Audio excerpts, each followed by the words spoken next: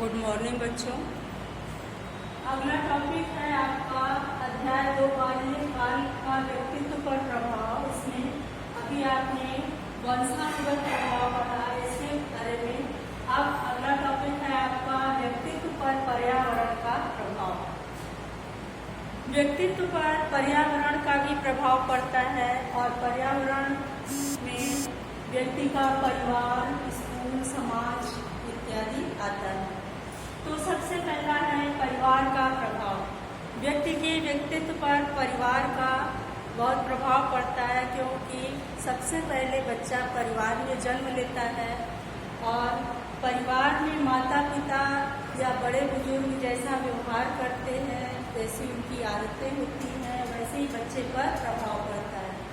परिवार में ही रह कर के बच्चा एक अच्छा प्राणी बनता है, समाज का श्रेष्ठ प्राणी बनता है। इसलिए परिवार में माता पिता को बच्चों के सामने आदर्श प्रस्तुत करना चाहिए।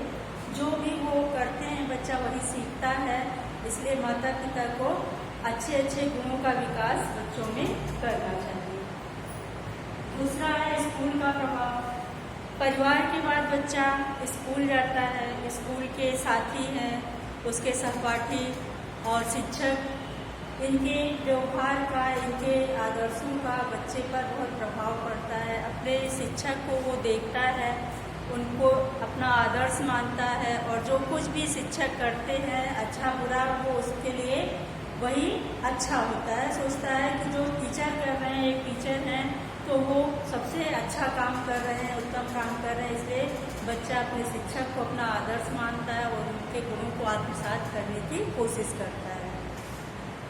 और जब शिक्षक बात बात पर किसी बच्चे को डांटते हैं, मारते पीटते हैं, तो बच्चे में कुंठा की भावना आ जाती है और धीरे धीरे बच्चा शिक्षा से विमुख होने लगता है, उसका शिक्षा से मन हटने लगता है, पढ़ाई से।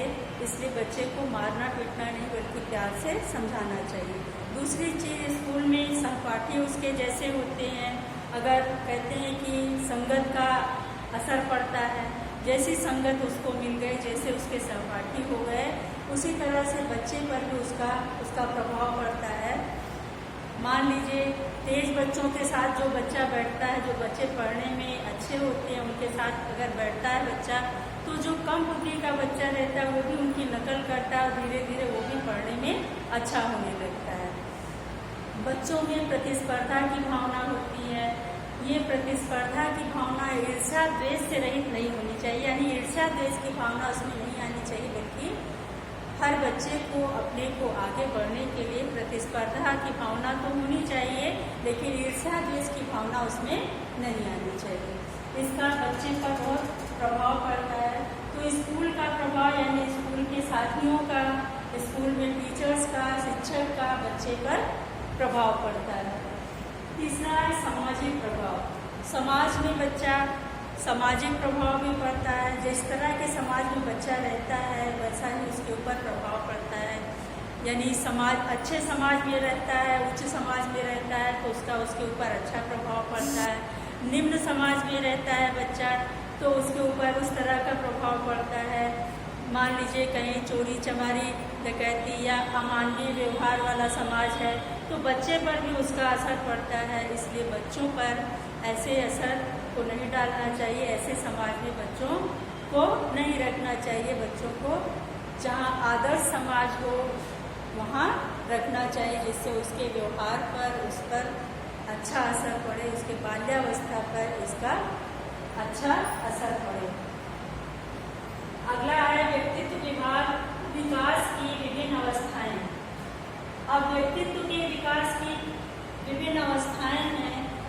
बालक जन्म लेता है, धीरे धीरे उसका विकास होता है और उसके व्यक्तित्व का भी धीरे धीरे विकास होता है। तो व्यक्तित्व के विकास की विभिन्न अवस्थाएं हैं। पहला शैशवावस्था। शैशवावस्था जन्म से लेकर 6 वर्ष की अवस्था शैशवावस्था कहलाती है। शैशवावस्था में जन्म से नहीं लेकिन कुछ समय पश्चात बच्चे पर इसका बहुत तीव्र गति से प्रभाव पड़ता है। यानी शैशवावस्था में उसका विकास बहुत तेज गति से होता है, बच्चा जल्दी जल्दी बढ़ता है। दूसरा है बाल्यावस्था। अवस्था 6 से 12 वर्ष की अवस्था बाल्यावस्था कहलाती है। ऐसी अवस्था में बच्चे एक समूह में खेलते हैं तो नेतृत्व की भावना उनमें आती है, अपने आप को नेता समझते हैं, सहयोग की भावना आती है, एक दूसरे का सहयोग करते हैं प्रेम से, क्योंकि इस अवस्था में बच्चे के अंदर ऊंच नीच जाति पाति का भेदभाव नहीं रहता है। वो अपने साथियों से एक सहयोगात्मक व्यवहार करते हैं और समूह में रह करके एक सामाजिक प्राणी की तरह रहते हैं। तीसरा है किशोरावस्था। 13 से 17 वर्ष की अवस्था किशोरावस्था कहलाती है।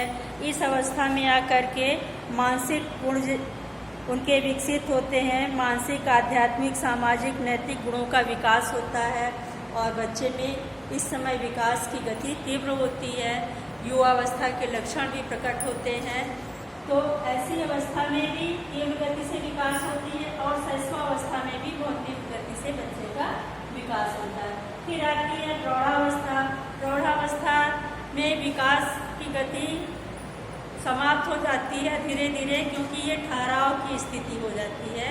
यहाँ ठहराव की अवस्था है ये, क्योंकि इस अवस्था में आकर के व्यक्ति के ऊपर बहुत सारी जिम्मेदारियों का दायित्वों का बोझ आ जाता है और अपने दायित्वों का निर्वहन करते विवाह का नौकरी का अनेक समस्याएं हैं उनके जीवन में, जिसका दायित्व उनके ऊपर आ जाता है, इसलिए ठहराव सा आ जाता है। और इस अवस्था में आकर के व्यक्ति शांत स्वभाव का, अपने कर्तव्य के प्रति कर्तव्य पालन की भावना रखने वाला हो जाता है।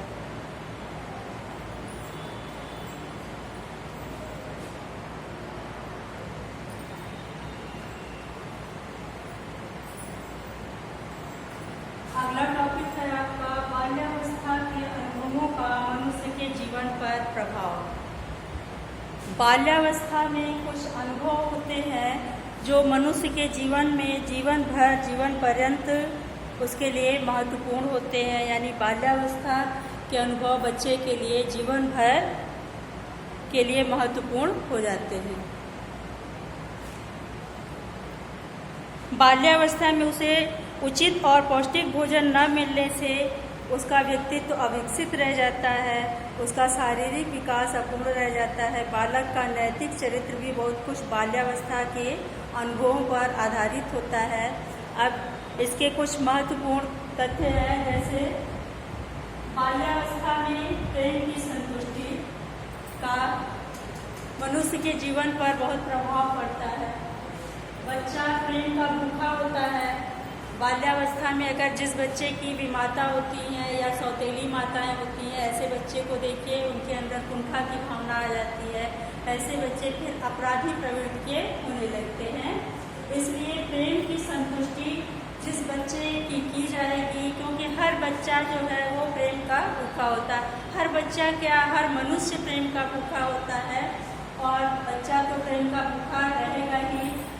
माँ बाप से वो प्रेम की संतुष्टि करता है और माँ बाप को या परिवार के सदस्यों को चाहिए कि बच्चे को प्रेम से रखें, यानी उसकी प्रेम की संतुष्टि करें अच्छे ढंग से, जिससे कि बच्चा समाज का स्वस्थ नागरिक बन पाए। दूसरा, खेल एवं कल्पना का महल। बच्चे जब छोटे रहते हैं तो खेल खेल में कल्पना में वो अपने जीवन को दर्शाते हैं। जैसे कि कुछ बच्चे होते हैं डॉक्टर बन गए, डॉक्टर बन कर के खेले, कुछ इंजीनियर बन कर खेले। लड़कियां हैं वो देखिए तो रसोई के काम में बीड़ी बन कर के खेल खेलती हैं। तो इन सब से उनकी खेल और कल्पना का महल जो है वो प्रदर्शित होता है कि आगे चल कर के बच्चे क्या करेंगे, क्या बनना चाहते हैं। तीसरा है जिज्ञासा की संतुष्टि। बच्चे के अंदर बहुत सारी चीज़ों के प्रति जिज्ञासा होती है। वो हर प्रश्न का उत्तर क्या, क्यों, कैसे हुआ, इन सब में पूछता है और हर बच्चे के इन प्रश्नों का उत्तर बहुत स्वाभाविक ढंग से देना चाहिए, टाल नहीं देना चाहिए या डांट डपट करके उन्हें हटा नहीं देना चाहिए। शिक्षक और माता पिता को चाहिए कि बच्चे की जिज्ञासा की संतुष्टि उचित ढंग से करें, यानी उनको मार पीट करके डांट करके हटाना नहीं चाहिए। कोई भी प्रश्न अगर बच्चा पूछते हैं तो स्वाभाविक ढंग से उसका उत्तर देना चाहिए। चौथा है अनुकरण की प्रवृत्ति। अनुकरण प्रवृत्ति का महत्व। कुछ बच्चे होते हैं जो बहुत अधिक अनुकरण की प्रवृत्ति उनमें होती है। कुछ तो अनुकरण की प्रवृत्ति तो बच्चों में होती ही है, लेकिन कुछ बच्चों में बहुत अधिक होती है। ऐसे बच्चे जिनमें बहुत अधिक अनुकरण की प्रवृत्ति होती है, ऐसे बच्चे आगे चल के महान कलाकार, प्रतिभाशाली बनते हैं। लेकिन अनुकरण की प्रवृत्ति अच्छी ओर होनी चाहिए। बुरे कार्यों के प्रति अनुकरण नहीं होना चाहिए, बल्कि अच्छे कार्यों में उनकी अनुकरण शक्ति जो है अगर लगाएंगे तो वो अच्छे जगह जाएंगे और समाज के एक अच्छे आदर्श नागरिक के रूप में प्रतिभाशाली व्यक्तित्व का निर्माण करेंगे। अगला है प्रशंसा तथा पुरस्कार। हर व्यक्ति अपने किए गए कार्यों की प्रशंसा चाहता है। अगर उसके कार्यों की प्रशंसा की जाए, कुछ पुरस्कार दिया जाए, तो उसका कार्य करने में मन लगेगा और कार्य के प्रति उसकी रुचि बढ़ेगी और अच्छे ढंग से अपने कार्यों को करेगा। छठा है आत्मसम्मान। आत्मसम्मान केवल बड़ों का ही नहीं, बच्चों में भी आत्मसम्मान की भावनाएं होती हैं। अगर किसी भी बच्चे को उसकी बुराई की जाए, उसके दोषों को बताया जाए, किसी के सामने हंस करके हंसी उड़ाई जाए, तो बच्चे को बहुत ठेस पहुंचती है। इसलिए बच्चों की भावनाओं को ठेस न पहुंचे, इसलिए उनके किसी भी कार्य को बढ़ा चढ़ा करके या गलत ढंग से या हंसी मजाक के रूप में नहीं लेना चाहिए।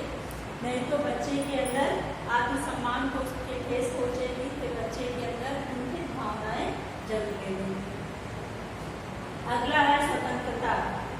स्वतंत्रता भी बच्चों के अंदर बच्चों को देनी चाहिए, लेकिन इतना भी स्वतंत्रता नहीं देनी चाहिए। यानी स्वतंत्रता दे, लेकिन उन पर नियंत्रण भी रखे।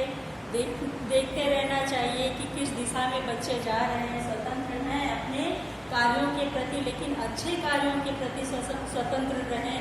ये नहीं कि अगर हम स्वतंत्रता दे दिए तो समाज में जाकर के वो अनैतिक कार्य करने लगे। इसलिए उनके स्वतंत्रता देने के बाद भी उनको देखना चाहिए, देखते रहना चाहिए, उनकी गतिविधियों पर नियंत्रण रखना चाहिए कि वो क्या कर रहे हैं, क्या नहीं कर रहे हैं समाज में। समाज का प्रभाव, समाज का भी बच्चे पर प्रभाव पड़ता है, क्योंकि हर बच्चा, हर मनुष्य एक सामाजिक प्राणी है। समाज के लोगों के रीति रिवाज, रहन सहन का उस पर प्रभाव पड़ता है।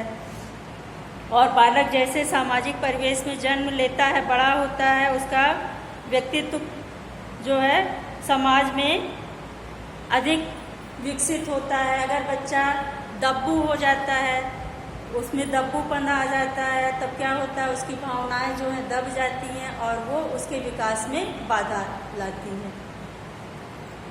उचित विचार, चरित्र तथा आदर्श। बच्चों के विचार उत्तम होने चाहिए। माता पिता को चाहिए कि अच्छे विचार, अच्छा चरित्र और आदर्श प्रस्तुत करें, जिससे बच्चा समाज का एक अच्छा नागरिक बन पाए और उसके जीवन पर बाल्यावस्था का उचित प्रभाव पड़े। क्योंकि बाल्यावस्था में बच्चे के ऊपर जो प्रभाव पड़ता है वो जीवन भर अपनी छाप छोड़ देता है। इसलिए माता पिता, शिक्षक सभी का ये कर्तव्य बनता है कि बालक के व्यक्तित्व पर सही दिशा में उसके व्यक्तित्व को ले जाएं और उचित विकास करें उसका, जिससे कि बालक एक अच्छा नागरिक बन पाए। आज के वीडियो में आपका ये चैप्टर ख़त्म हुआ। अगले वीडियो में हम अगले चैप्टर के साथ फिर आपसे जुड़ेंगे।